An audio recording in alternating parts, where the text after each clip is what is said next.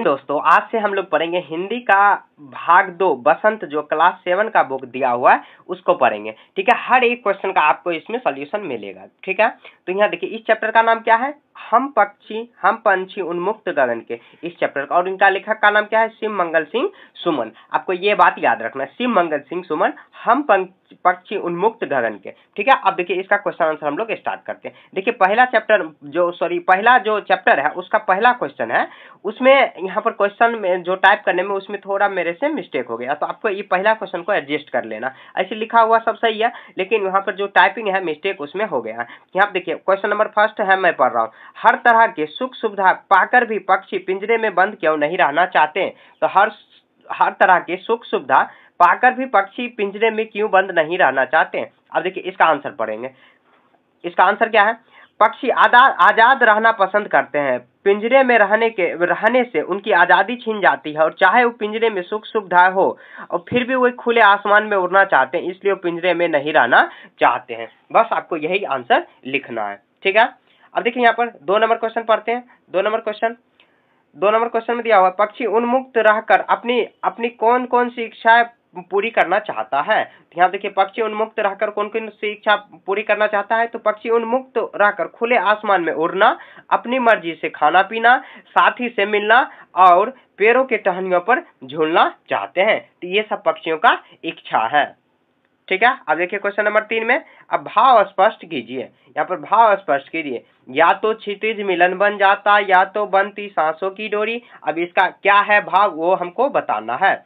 तो देखिए यहाँ पर हम लोग बताते हैं। तो यहाँ पर इसको लिखेंगे, इस पंक्ति का मतलब है कि अगर पक्षी आजाद होते तो अपने साथियों से मिल सकते थे, लेकिन वो पिंजरे में बंद हो जाए तो वो अपनी सांसों भी बंधन जैसी लगती है। अपनी सांसों भी बंधन जैसी लगती है। तो अगर हम लोग पिंजरे में अगर कोई भी पक्षी को बंद कर देते तो बिल्कुल भी खुश नहीं रहता, नाराज रहता है। ठीक है, अब देखिए अगला क्वेश्चन नंबर 4 में, क्वेश्चन नंबर 4 नहीं दिया हुआ। अब देखिए कविता से आगे जो दिया हुआ, यहाँ पर देखिए टाइपिंग मिस्टेक यहाँ पर भी हो गया।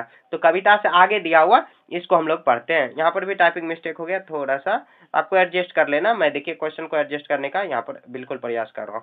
तो अब देखिए यहाँ पे देखिए, बहुत से लोग पक्षी पालते हैं। पक्षियों को पालना उचित है अथवा नहीं, अपने विचार लिखिए। अब देखिए पक्षी को पालना उचित है या नहीं।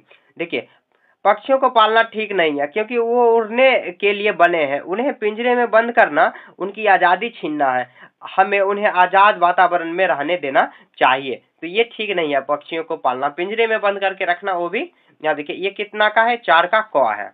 उसके बाद देखिए 4 का ख देखते हैं। 4 का ख, क्या आपने भी अपनी जानकारी में यहाँ पर किसी ने कोई पक्षी पाला है, उनकी देखरेख किस प्रकार की जाती है, लिखिए। तो ये आपको खुद से लिखना, मैं सिर्फ आंसर यहाँ पर पढ़ दे रहा हूँ, आपको बस अपने अनुसार वहाँ पे लिखना है। तो देखिए यहाँ पर क्या इसको लिखेंगे, तो हम लोग लिखेंगे कि हाँ, हमारे पड़ोसी ने एक तोता पाला था। वे उसे पिंजरे में रखते थे, उसे समय समय पर खाना देते थे, और लेकिन वह उड़ नहीं सकता था। हम उसे बहुत प्यार करते थे, लेकिन वह बहुत शांत और दुखी रहता था। तो मतलब यही उसका क्या है, आजादी छीनने का मतलब हुआ। तो आजादी छीनने का मतलब वो उड़ नहीं सकता अपने आप से। ठीक है, अब यहाँ पर देखिए 5 नंबर में, पक्षियों के पिंजरे में बंद करने से केवल उनकी आजादी की हनन नहीं होता, अपितु पर्यावरण भी प्रभावित होता है। इस विषय में 10 पंक्तियों में विचार कीजिए। 10 पंक्ति में यहाँ पर हम लोग विचार करेंगे। अब देखिए उत्तर 1 से स्टार्ट करते हैं। यहाँ देखिए पक्षी पर्यावरण के लिए बहुत जरूरी है। पक्षी पर्यावरण के लिए जरूरी है। वे कीड़े यहाँ पर देखिए, वे कीड़े मकोड़े खाते हैं और जिससे फसल बचती है। जैसे किसी खेत में देखिए ये पक्षी, जैसे मान लीजिए खेत का जुताई हुआ, और देखिए बहुत सारा पक्षी वहां पे आके कीड़ा मकोड़ा खाने लगता। अगर वो पक्षी ही नहीं रहेगा तो कीड़ा मकोड़ा नहीं खाएगा, जिससे फसल बहुत ज्यादा नुकसान होगा। ठीक है, तो पक्षी आजाद रहना बहुत जरूरी है। अब देखिए 3 नंबर, यहाँ पर भी टाइपिंग मिस्टेक हो गया, बहुत ज्यादा मिस्टेक हो गया। अगला बार से मैं प्रयास करूंगा ये इतना मिस्टेक नहीं होना है। यहाँ देखिए, वे बीज गिराते हैं जिससे पेड़ पौधे उगते हैं। आगे देखिए 4 नंबर, पक्षी जल को साफ रखने में मदद करते हैं। अगर पक्षी नहीं होंगे तो कीड़े ज्यादा बढ़ जाएंगे, क्योंकि कीड़ा ही खा जाता है पक्षी। यहाँ देखिए पेड़ पौधों की संख्या घट सकती है। पक्षी सुंदरता एवं शांति का प्रतीक है। उनका चहचहाना वातावरण को मधुर बनाता है। पिंजरे में रहकर वे ये काम नहीं कर सकते, पिंजरे में रहकर जो भी काम है ये नहीं कर सकते। आपको पॉइंट बाय यानी तो इसे डायरेक्ट लिख देना। उसके बाद देखिए इससे हम उन्हें आजाद छोड़ देना चाहिए, तो बस 10 पंक्ति में आपको इस तरह लिख देना कि पक्षी को हम लोग आजाद क्यों रहना, मतलब क्या रखना चाहिए, इसका 10 पंक्ति में विचार कीजिए। तो यही सब विचार करना है, अपने मन से भी आप लिख सकते हो, बस आपको आइडिया लेना है कि आखिर इसका आंसर क्या होगा। ठीक है, अब देखिए यहाँ पर अनुमान और कल्पना, ये अनुमान और कल्पना वाला क्वेश्चन है। क्या देखिए, क्या आपको लगता है कि मानव के वातावरण में यहाँ पर जीवन शैली एवं शहरीकरण से जुड़ी योजनाएं पक्षियों के लिए सही है? तो अब देखिए यहाँ पर आज के जीवन शैली और शहरों के भीड़ भाड़ में पक्षियों को नुकसान हो रहा है, पेड़ काटे जा रहे हैं जिससे पक्षियों का घोंसला खत्म हो रहा है। हमें ऐसी योजना बनानी चाहिए ताकि पक्षियों भी सुरक्षित रहे। जैसे देखिए बड़ा बड़ा घर, मतलब क्या घर बन रहा है और वहाँ पे रोड बन रहा है, तो जहाँ पर रोड बन रहा है वहाँ पे अगर जंगल आ जा रहा है तो जंगल को काट दिया जा रहा है, जिससे जो पक्षी होगा उसका घोंसला होगा तो उसका घोंसला तो उजड़ जाएगा, वो पक्षी फिर जाएगा कहाँ, जाएगी कहाँ, तो उसका घर उजाड़। तो हम लोग को ऐसा ही योजना बनाना चाहिए जिससे हम लोगों का भी नुकसान नहीं हो और पक्षी का भी नुकसान नहीं हो। ठीक है, तो अब देखिए आगे है 2 नंबर में, यहाँ पर दिया हुआ है, यदि आपके घर या किसी स्थान में किसी पक्षी को अपना आशियाना बनाया है, किसी कारणवश आपको वह घर बदलना पड़ रहा है, तो पक्षी को किस प्रकार प्रबंधन करना आप आवश्यक समझेंगे? तो कह रहा है कि देखिए आंसर में क्या लिखना है हम लोगों को, तो आंसर में लिखना है, कह रहा है कि अगर किसी पक्षी ने हमारे घर में घोंसला बनाया हो तो हमें घर छोड़ना पड़े तो हम उसका घोंसला किसी सुरक्षित जगह पर रखेंगे और यहाँ में याद रखेंगे कि उसे कुछ भी नुकसान नहीं करेंगे या ना पहुंचे और वह फिर भी अपना घर से मतलब अपना घर बना सके। ठीक है, तो मतलब उसका नुकसान नहीं करना है, बस हो गया। आगे देखिए, आप देखिए ग्रामर से संबंधित है, मतलब व्याकरण इसमें दिया हुआ है, भाषा की बात है, व्याकरण से बहुत आसान है ये भी।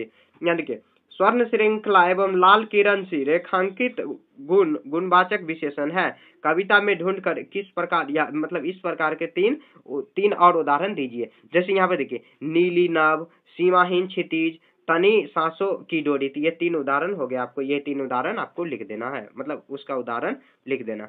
अब देखिए यहाँ पर ये हो सकता है कि इस क्वेश्चन में देखिए ये सब जो क्वेश्चन है उसमें टाइप करने में थोड़ा बहुत मिस्टेक हो जाए, लेकिन आंसर में मिस्टेक नहीं है, क्वेश्चन में मिस्टेक हो सकता है क्योंकि टाइप करने में हो सकता है थोड़ा बहुत मिस्टेक हो जाए, तो उसके लिए आप क्षमा कर दीजिएगा।